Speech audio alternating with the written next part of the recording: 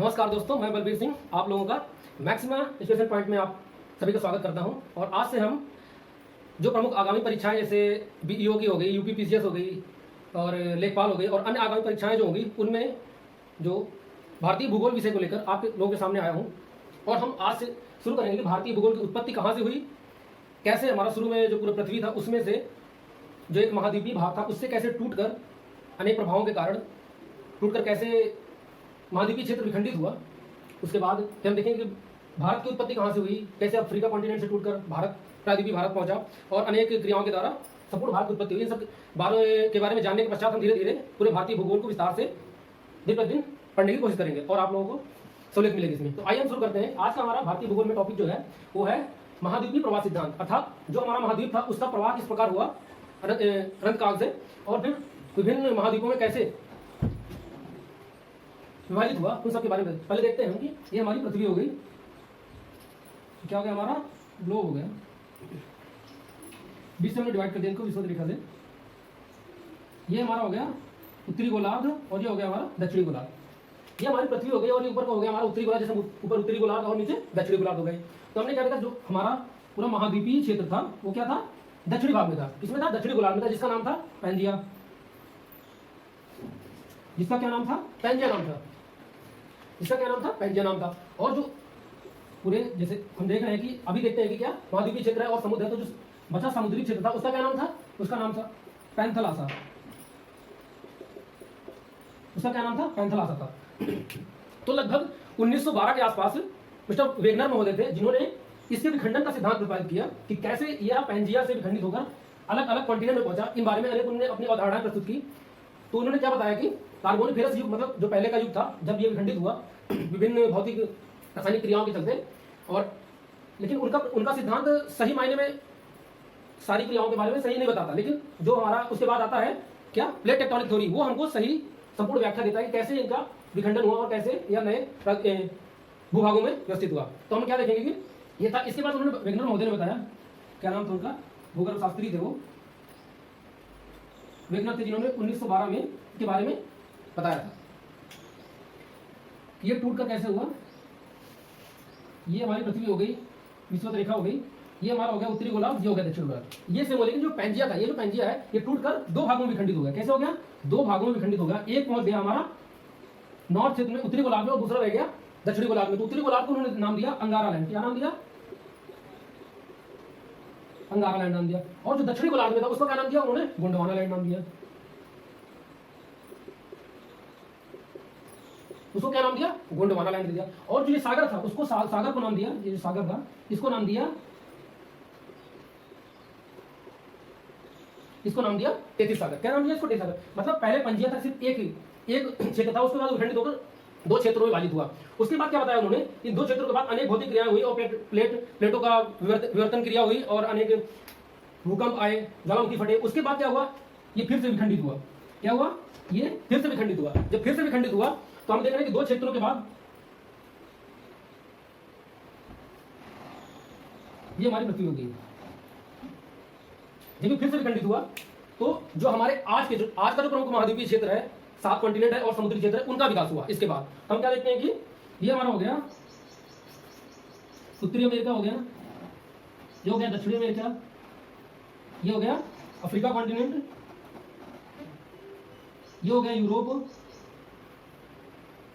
ये हो गया एशिया, ये ऑस्ट्रेलिया हो गया और ये अंटार्कटिका हो गया और यहाँ पर ग्रीनलैंड। और बाकी पूरे क्षेत्रों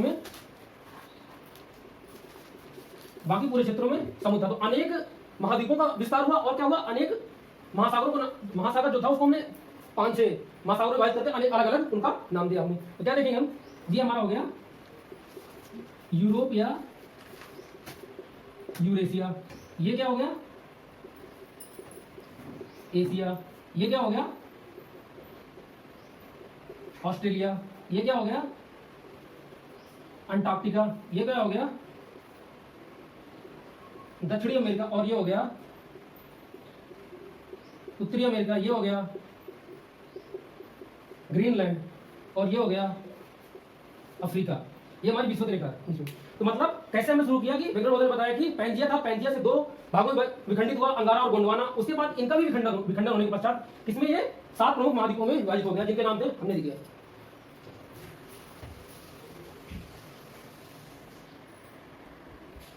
तो आपने देखा, अब इसको आप या स्क्रीनशॉट ले लीजिए या इसको नोट कर लीजिए, मैं थोड़ा हट जाता हूँ। ये हो गया। इसके बाद हम आगे देख रहे हैं, शुरू करते हैं इसमें। ठीक है दोस्तों, तो फिर आप लोगों ने आई होप की नोट कर लिया होगा। उसके बाद हम आगे शुरू करते हैं, उन्हीं का विस्तार देखते हैं कैसे था। आपने देखा कि ये जो हमारा ग्लोब था, ये हमारा ग्लोब था, ये उत्तरी गोलार्ध था और ये क्या था, दक्षिणी गोलार्ध था। ऊपर था अंगारा और नीचे था गोंडवाना। तो इसी का विस्तार हम, इसी का क्या करेंगे, विस्तार करेंगे।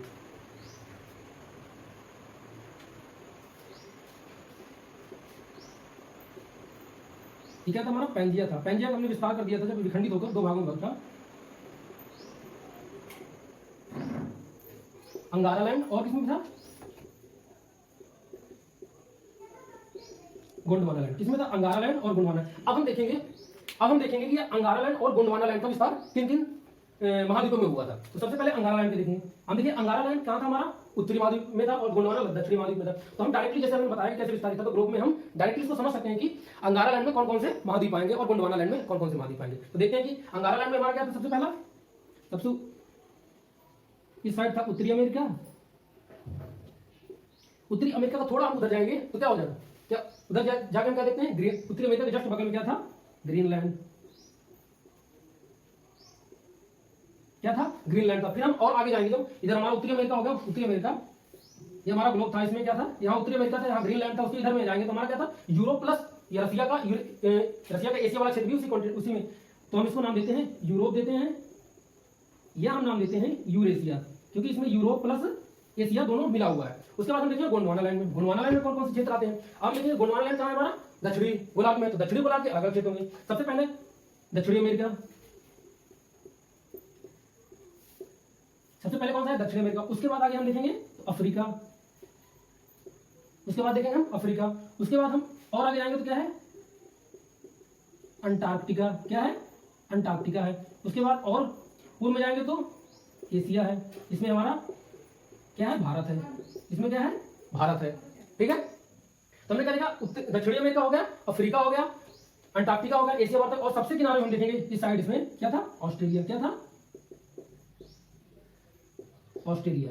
ये कितने महाद्वीपों में, 3 महाद्वीपीय क्षेत्र में अंगारा लैंड विभाजित हो गया और 3 तो 5 महाद्वीपीय क्षेत्र में गोंडवाना लैंड विभाजित हो गया। लेकिन हम जब महाद्वीपीय क्षेत्रों के बारे में, हम कॉन्टिनेंट के बारे में पढ़ते हैं, तो हम यहाँ ग्रीनलैंड को कॉन्टिनेंट नहीं मानते हैं। तो हमने देखा कि पैंजिया का विस्तार देख लिया। अब हम देखेंगे कि अगर इस पैंजिया के क्षेत्र में, ठीक है, तो हम आगे देखते हैं कि अगर हम पूरे ग्लोब को हम 100% मान लें, पूरे ग्लोब को हम 100% मान लें, तो इसमें हमारा महाद्वीपीय क्षेत्र कितना है और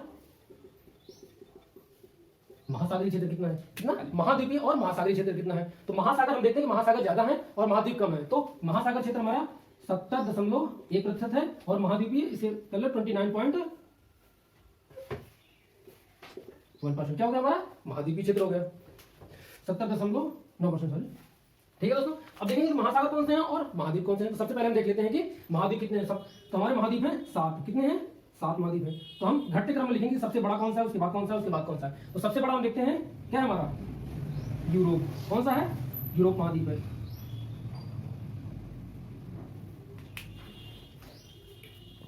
महाद्वीप में पहला हो गया एशिया हो गया, उसके बाद फिर क्या हो गया, अफ्रीका हो गया। एशिया हो गया, एशिया के बाद क्या हो गया, अफ्रीका हो गया। उसके बाद क्या हो गया, उत्तरी अमेरिका हो गया। उसके बाद क्या हो गया, उत्तरी अमेरिका। उत्तरी अमेरिका के बाद हम नीचे देखेंगे दक्षिण अमेरिका, उत्तरी अमेरिका। उसके बाद हम नीचे देखेंगे दक्षिणी अमेरिका। फिर क्या है,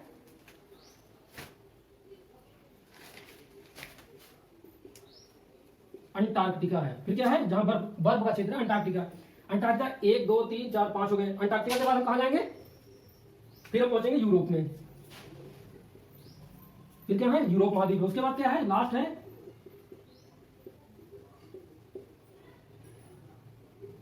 ऑस्ट्रेलिया महाद्वीप। ये हमारे क्या हो गए, 7 महाद्वीप हो गए क्रम से, बड़े से छोटे क्रम में। उसके बाद हम देखेंगे महासागरों का क्रम, उनको भी हम बड़े से छोटे क्रम में देखेंगे।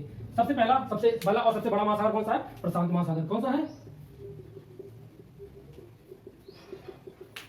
पहला है प्रशांत महासागर, दूसरा कौन सा है? अटलांटिक। अटलांटिक है। अटलांटिक महासागर के बाद है हिंद महासागर। हिंद महासागर, उसके बाद क्या है? Arctic, Antarctica. उसके बाद क्या है? अंटार्कटिका महासागर। उसके बाद क्या है? आर्कटिक महासागर। ये क्या है? 1 2 3 4 5 5 महासागर है और क्या है? 7 महाद्वीप है। तो ये हमने देखा कि इन सब क्षेत्रों का कैसा विकास हुआ और क्या क्या हमारे ग्लोबली क्या क्या हमने प्राप्त किया। अब हम अगले वीडियो में देखेंगे कि कैसे, जो हमने देखा था कि हमारा एशिया महाद्वीप है, एशिया महाद्वीप में भारत की उत्पत्ति कैसे हुई उसके बारे में पढ़ेंगे और आगे हम फिर भारत का विस्तार लेकर आगे बढ़ते हुए चलेंगे। ठीक है दोस्तों, अगर आपको पसंद आया तो आप लाइक करें, सब्सक्राइब करें और हमारे साथ जुड़े रहें और ये अपना प्यार बनाए रखें। ठीक है दोस्तों, धन्यवाद।